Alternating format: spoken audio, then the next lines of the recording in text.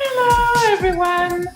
Welcome to Thursday, which is Relationship Day. So today I will continue talking about this great relationship that fucked me up and made me waste a lot of years of enjoyment, friendship, just general life stuff on which I missed out. Just life in general, not life stuff, just life. And but which I'm still very grateful to have lived, so that now I know what I do not want and I know what to do to obtain what I do want. I think where I left off was when I got fucked by Adrian in a dark alley for New Year's Eve. That was obviously amazing. I completely misunderstood, or I understood the way I wanted to understood what happened, until I had to face the music, went back to school, saw how he was treating me, which was not at all. He was not even looking at me, not like acknowledging me. It was just ridiculous. And I was just sad and upset and felt disgusting because this time I could only feel this way about myself, because when I did that, I knew that he was a jerk. I knew that he had fooled around with my best friend. He was flirting in front of my eyes on that same night that I got fucked.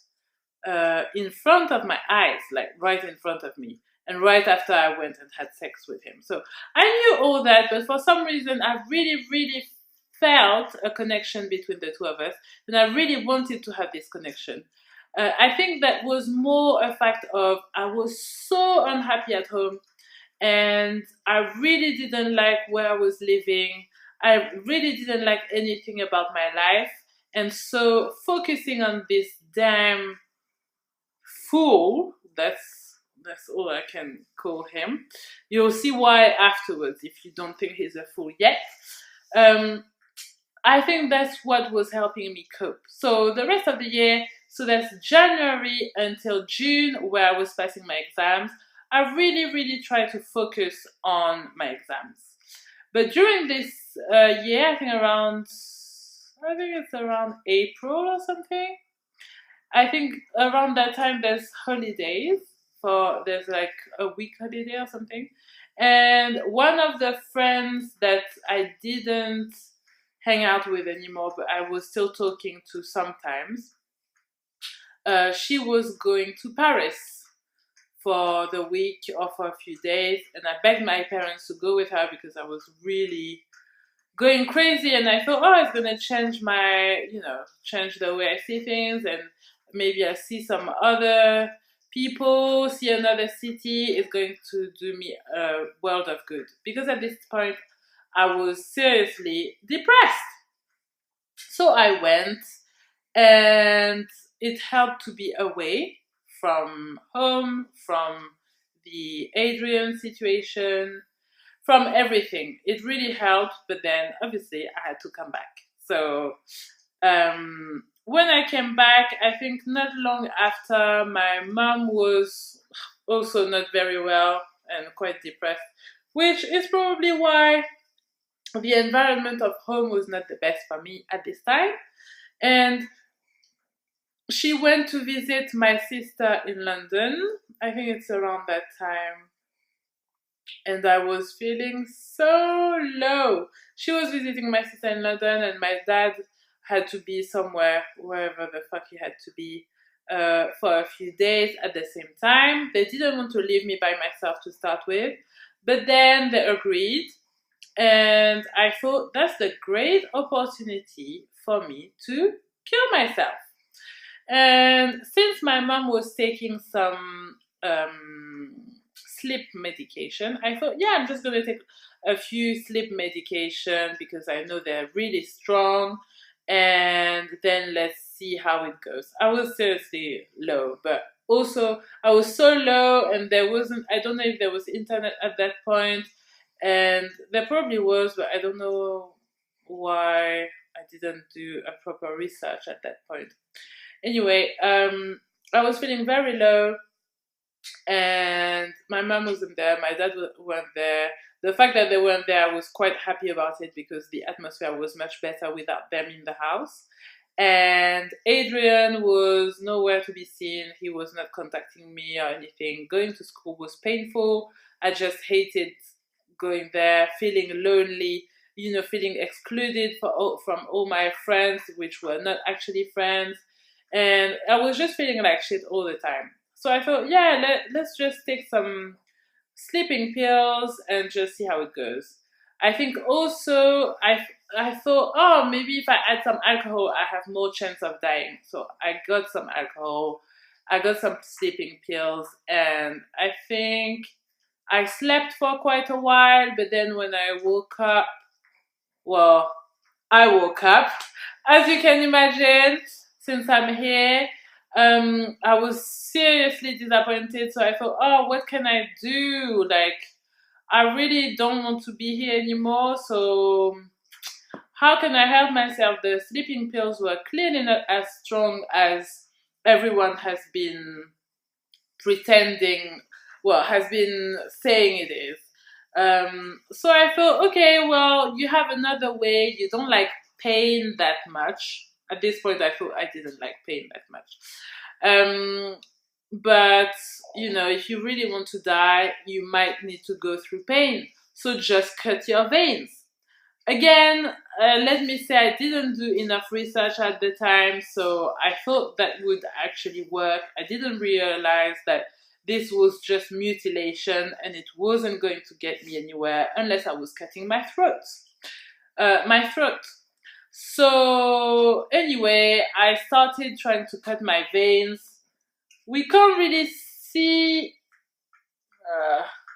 I've got the tattoo at the same place now because I've cut it at two different places. And it's very subtle. But I've got now just a little line that we can barely see where I tried to cut myself. And on the other side, I didn't even go very deep because it was too painful. It's so painful to cut your veins. I don't know how people who do it regularly for like mutilation do it. I find it way too painful, and it's not the kind of pain I'm into. So I was like, yeah, no, that ain't gonna work. Let me find another way, maybe later on, to kill myself, which is not as painful because this is fucking hard. Anyway, so I drank more alcohol, and so, oh yeah, maybe I can get into nitilic coma. Coma where you drink so much that you die. But then my parents don't drink, and the only alcohol that there was in the house was some rum that I used to cook because I used to love cooking at this point. That was like my little escape at the time. And I drank a little bit, but then I really didn't like the taste. It was too strong and again painful to get that down. So I didn't even get down all of the bottle, which wasn't even 1 liter, maybe it was 75 centiliters. So I drank a little bit of it and then I was like, oh my god, I feel so disgusting. And then I had a little bit more sleeping pills. I went back to sleep, and I think for those 2 days, anyway, my parents didn't leave any food or anything in the house. At this point, I couldn't drive because I wasn't even 18 yet.